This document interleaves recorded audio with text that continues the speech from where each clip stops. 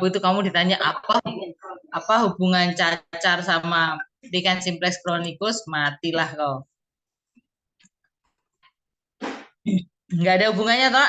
Ada enggak? Atau mungkin ada habis baca jurnal atau apa hubungan cacar dengan lichen simplex chronicus itu? Nggak ada kan? Nah, ya dibuang aja itu nanti ya. Oke, di kuning aja. Jadi yang di kuning maksudnya nggak usah ditulis.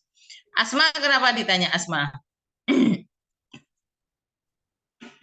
Itu dok, kaitannya sama dia itu bisa berpotensi ada atopinya dok Mm-mm. untuk Ya, kalau eh, apa kemungkinan hubungannya dengan atopik, berarti dedimu ada atopiknya, ya kan? Dedimu ada atopik kan? Nah, berarti kalau mengaku kan berarti lebih mendukung dedenya daripada diagnosisnya kan? Terus ngaku tuh dia. Terus kamu kalau kayak gini, kamu lihat tanda-tanda atopik lainnya, tidak sekedar anamnesis. Di wajah itu ada tanda atopik apa kemarin? Masih inget gak? Kan baru kemarin hari apa Selasa toh? Di wajah orang atopik kelihatan apa? Coba kamu ngelihat wajahnya bapaknya itu ada atopiknya nggak dilihat? Apa coba kalau di wajah? Hiperpigmentasi infraorbita, itu mata panda. Terus Danny Morgan line, kantong mata yang tebel. Mungkin ada ptresis alba atau mungkin ada cheilitis. Mungkin di tangannya ada keratosis pilaris. Tangannya gimana kamu salaman? Nah, kalau kamu mau mendidik atopik itu yang atopik-atopik harus kamu lihat, kamu tanyakan semuanya. Kalau mendukung malah menujunya dermatitis atopik malah, bukan lichen simplex chronicus, walaupun lichen simplex chronicus dan nummular itu sebenarnya memang berhubungan dengan atopik. Tetapi kalau tanda lichenifikasinya lebih kencang di lokasi tertentu, dan itu lebih ke lichen simplex chronicus. Ya, jadi nggak apa-apa memang nanya asma, iya, kalau memang ada hubungannya. Terus riwayat alergi, dia pasien memiliki alergi terhadap debu dan seafood. Ya, oke. Riwayat konsumsi obat, dia mengkonsumsi mikonazol tablet. Emang ada ya mikonazol tablet itu ada ya? Dia nggak dapat salep berarti pasien itu dari dokter. Cuman tablet semua. iya dok, jadi Mikonazol, metilprednisolon sama CTM. iya dok. Mosok. Waktu Dilihat di formularium nasional. Formularium nasional dilihat, ada nggak mikonazol tablet? Adanya mikonazol apa? Tablet atau salep? Jangan percaya 100% sama pasien, oke? Okay? Yang kamu percayai adalah pemeriksaan fisik, ya. Atau dia bawa tabletnya. Kalau dia hanya ngomong, jangan 100% dipercaya. Dia bisa salah. Kalau dia bawa obatnya atau dia fotonya, nah itu baru percaya.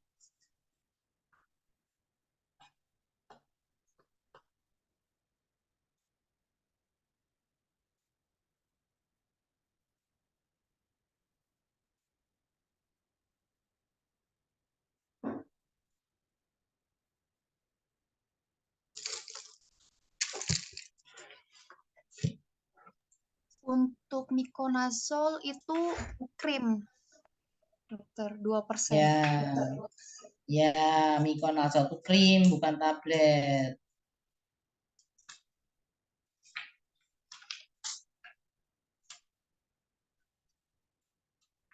Terus kamu lihat, kalau kamu lihat terapi yang diberikan si dokter itu, menurut kamu dokternya berpikiran ke arah mana? Itu ada mikonazol krim, ada metilprednisolon tablet, ada CTM tablet. Menurut kamu dokternya berpikiran apa? Atau mendiagnosis apa orang ini? penyakit jamur dok, Jamur. Kenapa? karena diberi obat mikonazol dok. Nah, terus dikasih metilprednisolon juga. Iya, Ya, terus metilprednisolon obat apa coba? Kortikosteroid, Dok.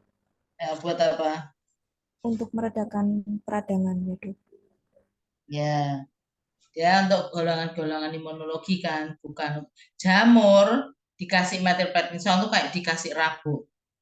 Karena dia menekan imunitas, gitu. Metilprednisolon menekan imunitas. Imunitasnya turun, jamurnya tambah banyak apa tambah dikit?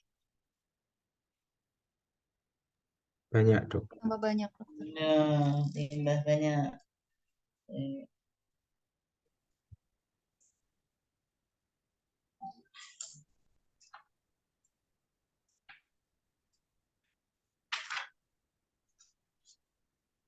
Ya, jadi kesimpulanmu apa nih? Si dokter ini dokternya bingung, ya toh?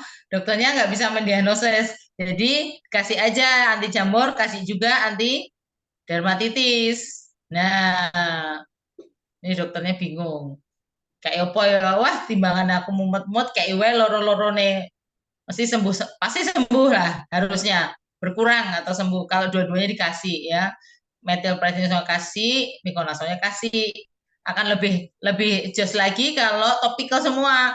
Mikonazol ya, terus misalnya desoksimetasone ya dijadiin satu pasti sembuhnya itu. Cuman habis itu nggak tahu ini tadi anu masuk dermatitis apa masuk jamur. Ya, yang penting orangnya sembuh dan senang. Pasien kan suka gitu kan. Periksanya sekarang, mintanya sembuh kapan? Kemarin. Oh, kok kemarin? Iya kan, pasien kan gitu. Ya, oke.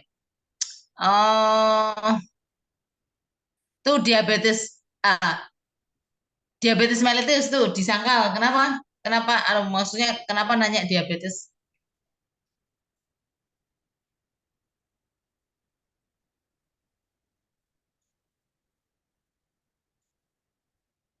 Kan kalian yang bikin. Aku nanya. Kenapa nanya diabetes? Nanya itu Oh, jangan Indonesia Raya. Hah? Ya? kemarin berpikirnya karena sakitnya ini beliau bilang udah sejak lama, takutnya karena DM, Dok, di kaki kedua bilateral. Dan nyatanya disangkal dia udah periksa belum gula darah. Disangkal itu disangkal. Enggak, kayaknya saya enggak gitu, tapi udah diperiksa gula darah belum. Kita dokter harus berdasarkan data yang akurat, tidak boleh berdasarkan pengakuan atau apa namanya kalau orang beli sesuatu terus ditanyain, oh iya tanggapannya itu apa namanya testimoni, nggak bisa. Oke, anamnesis iya kita perlu nanya, tapi kulit itu kelihatan kan di di kulit. Jadi rely on your eyes dan teori yang kamu makanya kamu harus banyak baca teorinya. Bentuknya dermatitis kayak apa, bentuk itina kayak apa. Jadi lihat gambar, oh kamu DD-nya 1, 2, 3. Terus kamu nanya anamnesis untuk menyingkirkan GD atau menyingkirkan atau mendukung diagnosisnya. Diabetes boleh. Kamu terapinya, tadi apa terapinya? Ada pakai prednisolon nggak? Metilprednisolon atau apa tuh tadi? Ada ya? Atau cetirizine dok? Orangnya cetirizine dok. Oke. Bagi nggak? Seandainya kamu berpikiran akan memberikan kortikosteroid oral, kamu perlu nanya, Bapak hipertensi tidak? Bapak diabetes tidak? Kenapa? Kortikosteroid itu akan meningkatkan tensi dan meningkatkan apa? Gula. Jadi perlu nanya kalau kamu ngasih salah satu prednison, metilprednisolon atau dexamethasone. Kalau enggak ya ngapain? Iseng nanya, iseng, Bapak diabetes nggak sih Pak? Gitu, iseng nanya. Apa nggak ada dokter iseng nanya itu? Ya semua harus ada. Jadi kita apalagi nanti ujian OC itu semua harus ada kaitannya. Tidak sekedar bertanya, tidak just to ask. Iseng itu nggak ada. Semua harus ada latar belakang. Dan kamu pasti dimintai tanggung jawabnya. Kenapa lu nanya diabetes? Kenapa lu nanya hipertensi? Kenapa lu nanya asma? Itu pasti ditanya kalau ujian itu.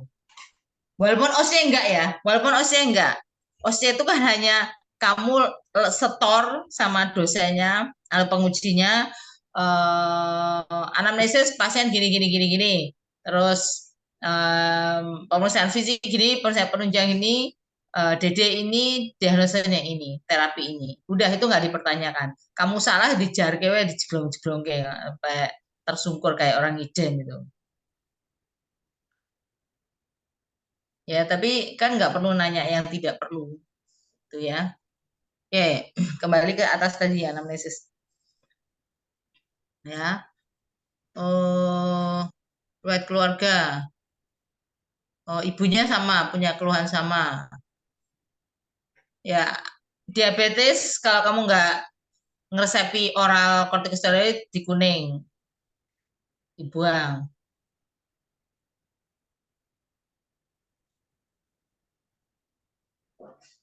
Yang bagian ini, dokter. Ya diabetes loh, riwayat diabetes dari keluarga tuh ngapain kamu nanya gitu maksudnya? Ada urusannya, maksudnya ada hubungannya apa sama pasienmu gitu loh. Kan nggak perlu nanya, kecuali kamu di penyakit dalam. Nah itu semua ditanya, kalau penyakit dalam A sampai Z tuh kayaknya ditanya semua. Gitu. Soalnya pasiennya pasien memang biasa pasien diabetes, pasien hipertensi gitu kan. Di sini kan enggak. Kalau kamu nanya, DD-mu apa dermatitis tumularis, kamu menyingkirkannya itu dengan pertanyaan apa? Anamnesis yang bisa kamu tanyakan pada pasien untuk menyingkirkan DD dermatitis tumularis kan itu? Dermatitis tumularis itu penampakannya gimana sih? Basah, menyanyeh, bahasa Seperti Jawanya menyanyeh. Hah? seperti koin, dokter. Jadi bulat-bulat. Koin, terus bulat, terus basah, menyanyeh, eksudatif. Kamu bisa nanya ke pasien gimana? Lukanya basah nggak ketika dipegang, gitu, blenyek. Bukan. Itu kan kamu lihat tuh sekarang pasiennya. Kondisi sekarang kan kering banget. Berarti kamu nanya yang lalu. Ini pernah nggak? Pernah nggak basah? Pernah nggak menyanyeh? Nah, kan sekarang udah kelihatan tuh kondisinya. Jangan nanya yang sudah kelihatan. Misalnya nih kelihatan plakat eh apa likenifikasi udah kelihatan kan keras, garing, luas. Jangan nanya, Pak, lukanya kering nggak? Loh, nanya itu yang nggak kelihatan. Yang kemarin-kemarin, kemarin-kemarin udah dikasih apa? Kemarin-kemarin basah nggak, menyayah nggak? Kemarin-kemarin gatel nggak? Kemarin-kemarin sakit nggak? Gitu. Kalau sekarang udah kelihatan nyata ya, udah diterima yang nyatanya itu. Ya, alergi seafood. Oke, alergi seafood tuh dalam bentuk gimana alerginya? Kamu nanya enggak? Alergi itu bisa dalam bentuknya banyak kan? Alergi itu biasanya tipe 1. Masih ingat tak reaksi hipersensitif 4? 1, 2, 3, 4. Masih ingat ya? Nanti baca lagi. Alerginya bentuknya apa? Biduran atau merah-merah, gatal-gatal, atau timbul itu lichen simplex-nya itu makin gatal.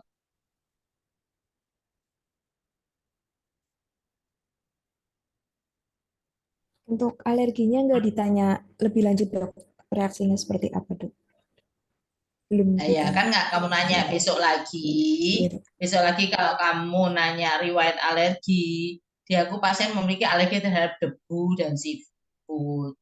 Bentuknya apa alerginya itu? Debu mungkin bersin-bersin, atau mungkin jadi gatal-gatal di kulit, atau mungkin jadi merah-merah, mungkin jadi biduran. Kan bentuk manifestasinya banyak. Oh iya, dok. Itu untuk alergi debunya itu manifestasinya jadi sesak nafas, dok. Jadi asma, dok. Ya, ditulis. Jadi kamu itu kan memberikan data, menampilkan data-datamu di anamnesis dan pemeriksaan fisik sebisa mungkin ya selengkap mungkin. Jangan pemilik alergi terhadap debu, sesak nafas, debu apa seafood, apa dua-duanya. Saat itu pasien mengakunya waktu debu, jadi itu dok, asma. Debu tok toh? Ya, Yang debu siputnya nggak tok. diceritakan. Ya. Ya, ini pentingnya kamu latihan. Kan baru minggu pertama, memang belum. Kamu belum, apalagi kamu koska baru 2, 3 ini. Ya belum, nggak apa-apa. Nanti pada akhir ujian minggu keempat, harapanku kan kamu belajar dari ini, kamu udah tahu anamnesisnya kayak apa. Anamnesis itu kayaknya sekedar anamnesis, tapi enggak loh. Kata teorinya kalau kita anamnesisnya pinter, kita bisa mendapatkan berapa persen dari diagnosis? 70 ya, Dok. 70. Ya. Walaupun di kulit itu kamu baru nanya keluhan utama, habis itu kamu lihat lesi. Mau lebih mungkin 100% langsung ngerti. Oh, ngerti aku ini. Lichen simplex chronicus, nggak usah nanya-nanya. Kalau nanti kamu udah lolos minggu keempat, udah masuk minggu keempat, nanti aku akan kasih kamu gambar-gambar. Nggak pakai anamnesis, nggak pakai nanya, nggak mau apa. Kamu harus diagnosis. Ya, jangan dengan hanya melihat saja, kamu harus bisa mendiagnosis. Aku dulu pernah hampir ditutup di rumah sakit di apa sih? Ada pasien nulis di koran, ada redaksi yang terhormat gitu kan koran. Ada pasien komplain, saya periksa di polikulit, cuman dilihat aja, habis itu kasih obat, nggak diperiksa, nggak diapa-apakan gitu kan. Wah, kan ramai itu San. Terus diparani itu sama direksi. Gimana? Gitu ini gini gini. Iya, saya nggak diperiksa, nggak diapa-apakan, cuma dilihat aja terus dikasih obat gitu. Terus sekarang gimana? Masih gatal, masih itu waktu itu kalau nggak salah lichen simplex chronicus juga. Terus sekarang gimana masih kata, oh ya sudah sembuh. Lah ya sudah sembuh kok ya komplain gitu kan. Nah kan berarti dokternya pinter banget delok ketok wae wis iso diagnosa gitu kan. Heran aku. Oh tapi kan normalnya tuh kan dokter harus pisah-pisah loh, maunya begitu. Oh, oke, saya bilang gitu, saya harus pisah-pisah juga. Untuk ada koasnya itu ya. Jadi koasnya ya biar yang periksa-periksa. Oh, ketok. Bayangin kayak herpes zoster gitu. Perlu nggak sih nanya-nanya sebenarnya kalau ngelihat bentuknya kayaknya unilateral itu udah jelas kok. Vesikel, bula, unilateral. Pasti herpes zoster, ya kan? Terus kayak itu lichen simplex chronicus. Nggak usah pegang, nggak usah nanya, lihat, oh udah tahu ini lichen simplex chronicus. Paling kita edukasinya hati-hati dengan makanan, terutama ya yang bikin gitu yang penuh pengalaman tuh ikan laut yang diawetkan kayak teri, terasi, ikan asin, ikan pindang, panggang, kayak mangut itu kan, rumput udang, rumput tengger. Kadang-kadang pasien lupa bahwa rumput udang, rumput tengger itu memang diambil dari situ kan. Sama terasi. Saya nggak makan ikan, tapi makanya sambal terasi ya podo wae. Ya. Oke, lanjut. Hmm, Kelas sosial ekonomi. Oke, sebentar. Riwayat sebagai pegawai kantoran sering berada di ruang ber-AC. Oke, itu tidak menunjukkan sosial ekonomi. Kalau ya mungkin nanti kamu nggak seperti itu, tapi di awal karena kamu belajar, kamu harus apa ya, menentukan kerja kantorannya itu apa. Dia dia apa yang disuruh-suruh apa? Yang disuruh beli minum, suruh bersih-bersih apa namanya? Cleaning OP, service. Dok. Cleaning service atau apa? Apa kalau OP. disuruh-suruh tuh OP ya, Dok. office boy, OB, Ya. OB. Dia kantoran juga kan toh? Ya, kantoran ya, di tempat AC juga ya. Sama CEO-nya. Kan sama-sama ke kantor. Sosial ekonomi sama nggak sih? Enggak. CEO gajinya 50 juta. Si OB gajinya paling berapa UMR 2,8. Pasti beda. Ya, ada beberapa penyakit yang ada berhubungan sama sama okupasi ya, sama pekerjaannya. Dengan sosial ekonominya. Pasti beda. Ya. Nanti nanya. Jadi kalau biasa pasien kerjanya apa Pak? Saya di kantor. Di kantornya maksudnya ngapain aja di kantor itu? Kepalanya kah? OB-nya kah? cleaning service-nya kan nanti bisa cleaning service dia tidak menggunakan APD dengan benar, misalnya dia kena bahan-bahan deterjen, bahan-bahan kayak Porstek, nah itu nanti bisa timbul okupasi, dermatitis okupasi, ya kan? Atau dia membawi, ada orang yang membawi, sekarang karena COVID itu kan disemproti pakai apa itu Biclean yang dicairkan. Nah, ada beberapa orang yang dia tahan dengan bau kaporit itu, Biclean itu. Wah, dia udah sesek, bersin-bersin batuk-batuk bisa, ya.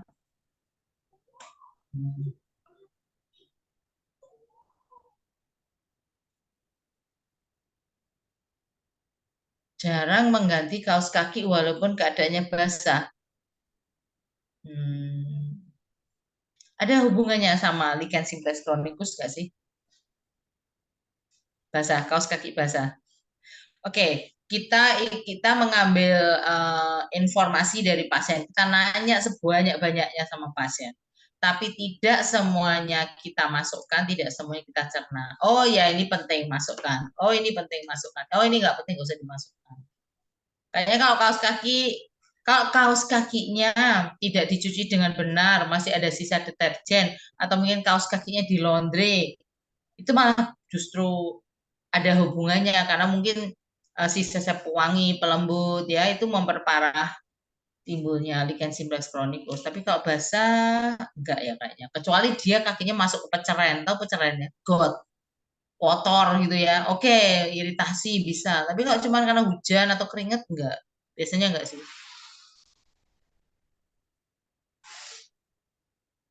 Itu pasti kaos kakinya baunya enggak enak banget tuh kalau dia hujan-hujan basah-basah keringetan-keringetan dipakai terus gitu. Kan ada tuh orang kalau copot sepatu, kaos kaki itu ambune mak breng gitu kan ada kan tuh.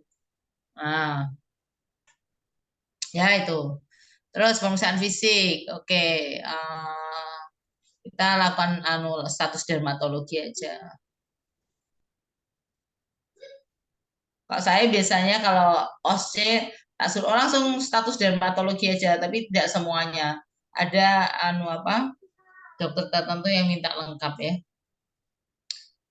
Oke, lokasi lus dexa sinistra dorsopedis, plakat hiperpigmentasi digenifikasi. Oke, konfigurasinya apa ini?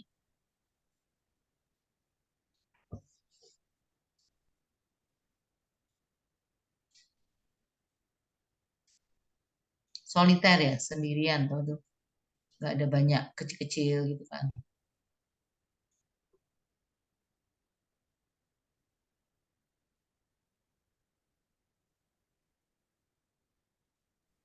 Izin bertanya, Dok.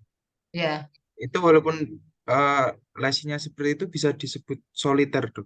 bisa lah. Soalnya kemarin agak bingung di Bisa, konfigurasinya. bisa. Soliter itu biasanya sendirian. Dia tuh satu gelondong besar walaupun bilateral tapi ya gelondong besar. Beda nanti kalau misalnya herpetiformis gitu kan, kecil-kecil banyak, atau moluskum itu kecil-kecil banyak, atau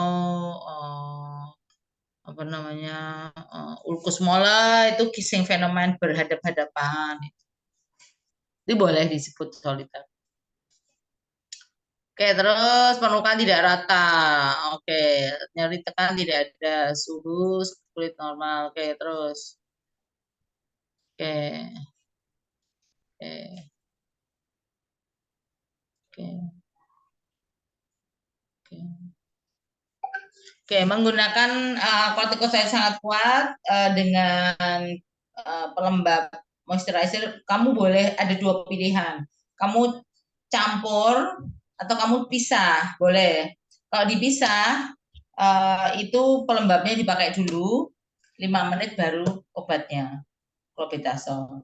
Akan lebih bagus lagi kalau diapakan, dikompres pakai handuk basah hangat. Ya, makin lembab kulit itu, makin dia banyak mengabsorpsi krim-krim yang dioleskan. Dia kan tebel banget, kering banget. Nah, akan sangat menolong kalau dia dilembabkan. Dikasih handuk basah.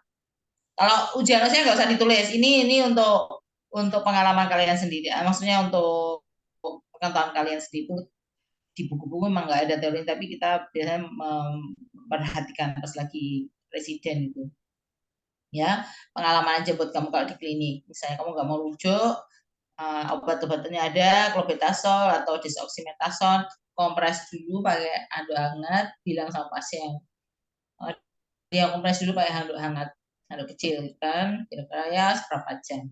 Terus baru disalepi pakai pelembabnya dulu, 5 menit baru obatnya. Atau kalau kamu mau campur ya nggak apa-apa, campur aja sekalian.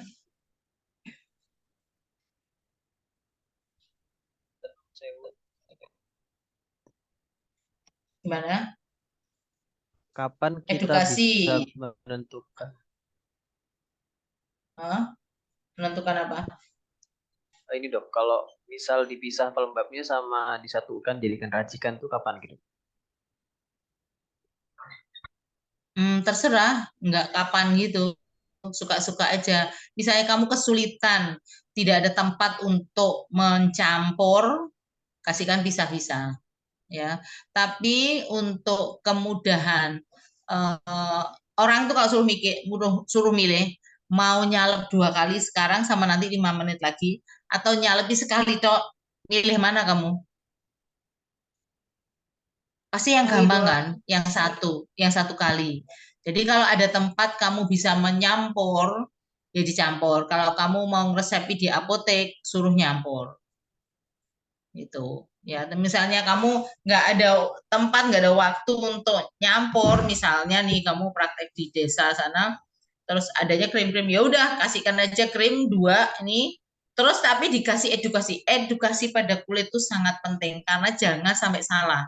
Tidak boleh terbalik. Jangan obatnya dulu clobetasol baru pelembab. Ya itu diwanti, bahasa Jawanya diwanti-wanti bener. Bahasa Indonesia apa ya? Nerangin ke Anggita. Diwanti-wanti apa bahasa Indonesianya? Dipesankan benar pada pasien, ya. Jangan kebalik, ya. Kalau gatal banget, kan ini pasien menghindari menggaruk, ya kan? Terus gimana dong dok kalau gatal banget, gue apain dong gitu? Enak banget Pak dokter bilang jangan digaruk, oh, emang gatal banget. Pernah sih dokter ngerasain, misalnya pasien itu, lu gatal banget, nggak mungkin nggak digaruk. Nah, alternatif lainnya apa? Nggak bisa dong dia cuma diem melongo terus nggak garuk. Gila, gatal banget toh itu. Diapain? Kasih krim, kasih krim. Terserah mau pelembab, lengkap pelembab sama itu apa kortikosteroidnya atau pelembabnya atau kortikosteroidnya atau. Tapi kalau udah kamu campur kan langsung berarti dua-duanya. Kasih krim bilang gitu. Kalau gatal kasih krim.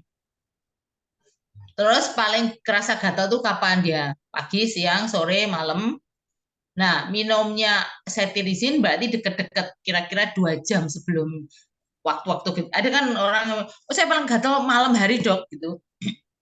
Berarti minumnya jam-jam 4, jam 5. Karena puncak kerjaan cetirizine antara 2 sampai 6 jam. Walaupun dia bertahan 1 hari 24 jam, tapi puncak kerjaannya itu efektivitasnya itu di 2 sampai 6 jam.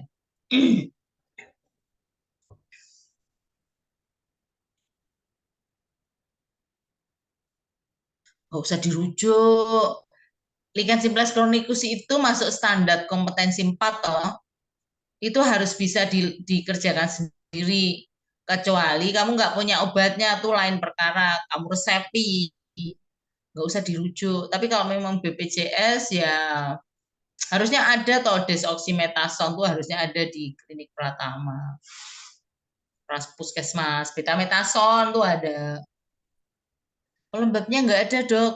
Ya udah dikompres hangat. Terus habis itu disalepi. Terus orangnya suruh ngasih oleh sendiri tuh minyak zaitun atau VCO, minyak-minyak yang dijual bebas, beli bebas, atau krim-krim, ya baby cream, Nivea, Vaseline, Dokter Viva, nuwun sewu. gimana? Untuk lichen simplex ini sepemahaman saya 3A dok untuk ininya. Oh, 3A. Oke. Maksudnya 3A ya? Oke. Tapi enggak. Kalau obatnya ada, ngapain dirujuk gitu sebenarnya? Kan gampang toh. Semua dermatitis tuh obatnya kan sama toh. Antihistamin, kortikosteroid topikal, kalau perlu kortikosteroid oral. Kan sama toh. Nah, kamu sedia aja itu di klinik Pratama atau di kamu resep, atau misalnya pasien umum bukan BPJS, kamu resepi aja. Ya. Terus Advitam Bonam, oke. Adsanam Dubia Malam, oke. Dia pasti kambuh-kambuhan. Kuat fungsi Bonam. Kenapa kosmetika Dubia Bonam? Dubia Malam. Dia kalau diterapi dengan benar, dia akan kembali sembuh sempurna tanpa bekas. Perkara nanti urusan apa kambuh lagi itu urusan nanti, itu masuk di kuat sanam. Tapi kosmetikanya dia bisa halus kembali seperti semula. Jadi Bonam, Dubiat Bonam ya.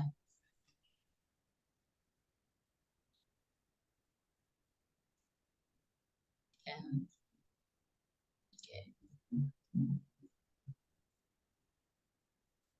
Oke, aku mau sedikit nambahi tentang kortikosteroid oral.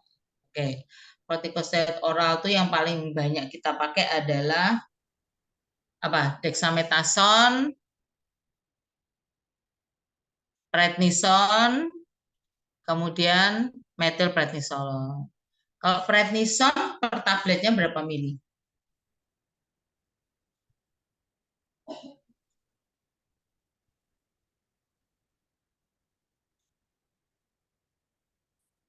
Ada yang 5 dok kalau sedianya. Ya, 5. Prednison itu 5 mg per tablet. Kalau dexamethasone berapa?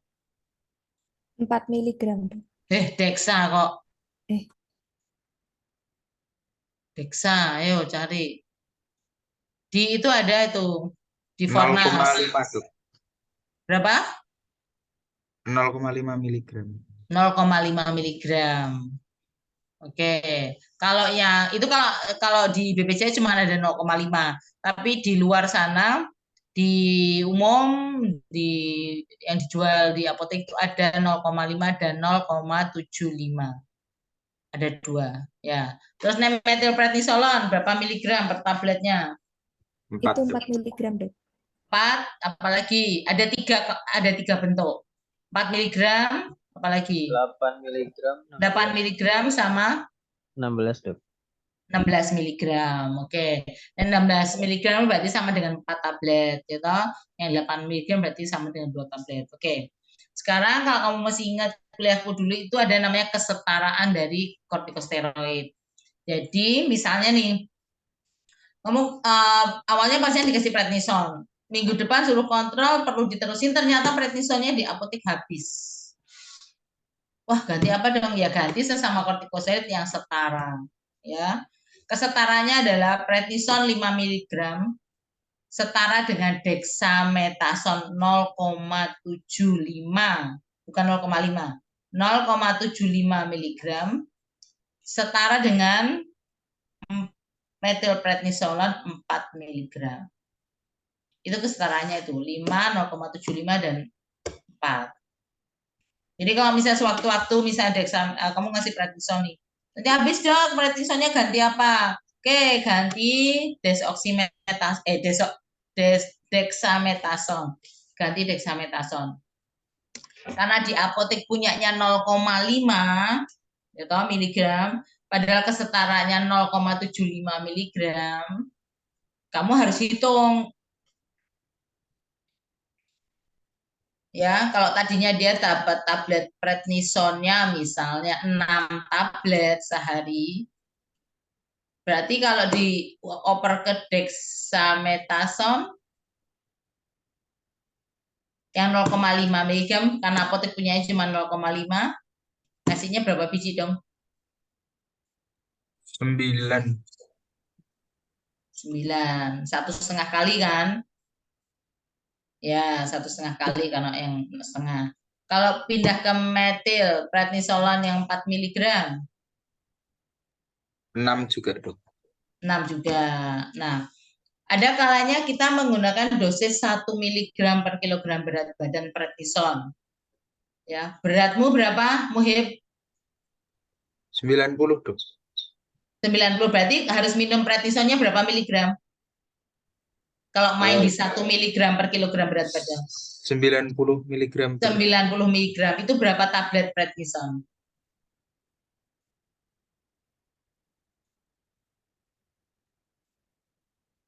Satu tablet kan berapa? 18. Ya, 18. Ya. Benar-benar 18. 18 tablet. Mabuk lah pasien kon ngombe 18 tablet.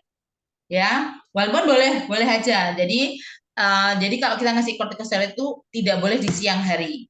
Ya, karena sesuai dengan kurva kortisol tubuh atau circadian rate. Jadi pagi itu paling tinggi, siang turun, malam agak naik lagi. Jadi kita kalau mau ngasih hanya 2, pagi sebelum jam 7 dan malam setelah jam 7.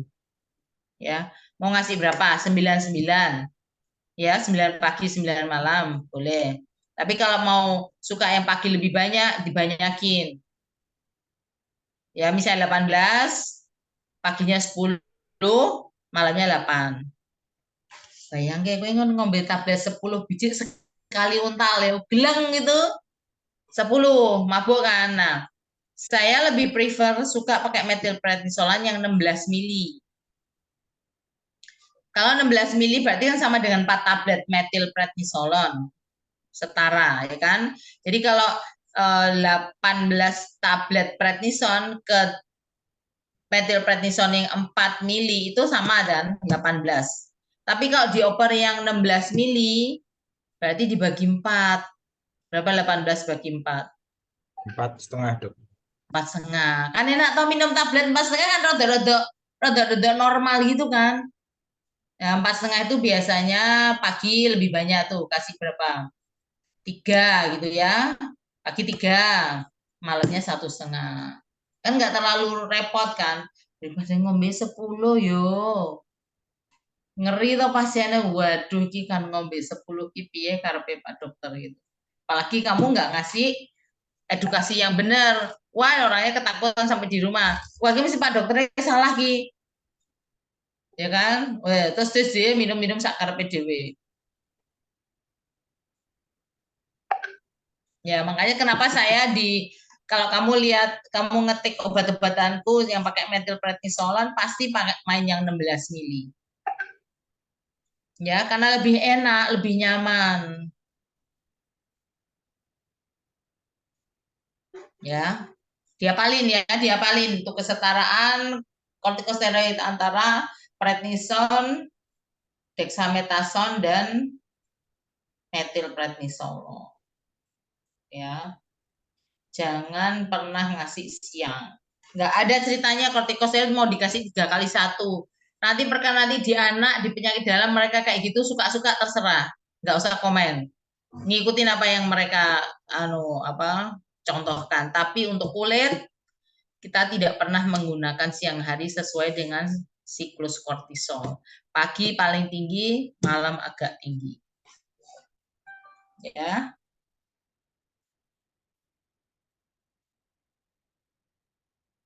Yang mau ditanyakan? Dokter izin bertanya, Dok. Terkait tadi, Dok, yang kasus herpes zoster pada usia lebih dari 50 tahun, untuk pasien dengan herpes zoster yang usianya lebih dari 50 tahun harus diberi ketika onsetnya kurang dari 72 jam ini perlu diberikan kortikosteroid gitu. Itu kenapa gitu? Oke, umur 50 tahun ke atas, bukan 40, 50 ke atas, batasnya 50. Menurut penelitian, pasien-pasien herpes zoster di usia 50 tahun ke atas, kamu tahu yang terjadi di herpes zoster itu ya? Jadi ada saraf, ya, ada saraf, dia ada selubungnya kan, namanya selubung Schwann. Kalau masih ingat pelajaran anatomi saraf, ada selubung sound. Nah, pada saat herpes zoster itu dia yang kena itu ini selubungnya. Jadi dia terjadi inflamasi sehingga seolah dia mencengkeram sarafnya itu dengan kencang, itu yang menyebabkan dia sakit banget. Vesikel-vesikel yang timbul di permukaan kulit itu hanya meletus di permukaan kulit, tapi yang sakit justru alirannya yang tadinya kan dia dalam keadaan dorman di ganglion radix dosalis. Dia kan lewat masuk saraf. Nah itu sarafnya itu yang dirusak sama dia, selubungnya itu. Nah pada saat orang udah umur 50, kemampuan dia untuk memperbaiki saraf itu udah kecil banget ya. Lain dengan yang dewasa muda, remaja, itu masih penyembuhan sarafnya bagus. Nah, kita makanya kenapa di atas 50 kita kasih prednison yang antiinflamasi ya, supaya ini tidak terlalu mencengkeram, segera dilepaskan. Itu. Bentar ya. Sebentar.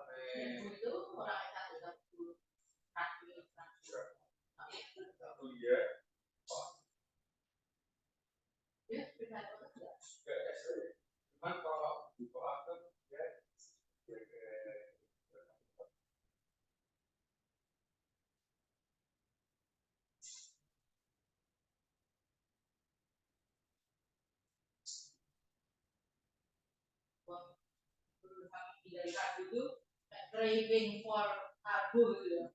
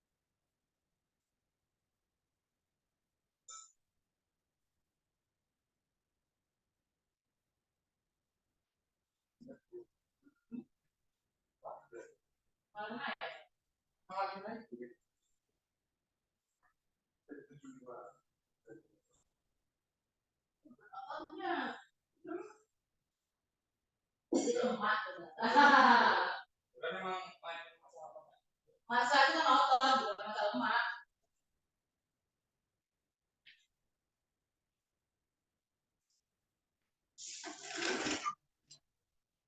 Sorry ya, sorry. Oke, ada lagi pertanyaan?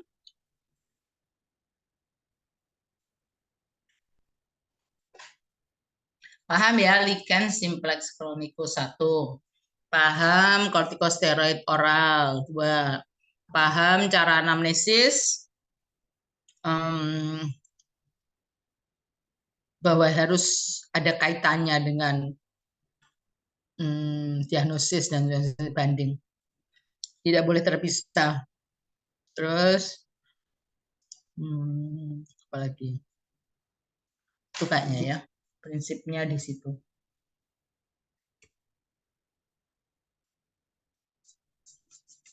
Oke, kalau tidak ada pertanyaan, kita akhiri. Terima kasih atas perhatiannya. Kita akhiri dengan membaca hamdalah, alhamdulillahirobbilalamin. Semoga apa yang kita bahas ini bermanfaat untuk para koas maupun saya sendiri. Selamat malam, selamat tidur, istirahat. Kita ketemu lagi insya Allah besok. Ya, biasa kalau besok ya jam 10. Oke, assalamualaikum warahmatullahi wabarakatuh. Waalaikumsalam warahmatullahi wabarakatuh. Terima kasih banyak, kasih, dokter. dokter. Dokter. Ya, sama-sama.